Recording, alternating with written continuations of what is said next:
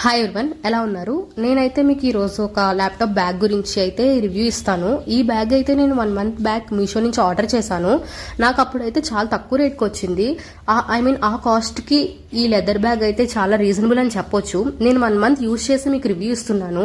Like leather అంతా కూడా చాలా క్వాలిటీగా ఉంది.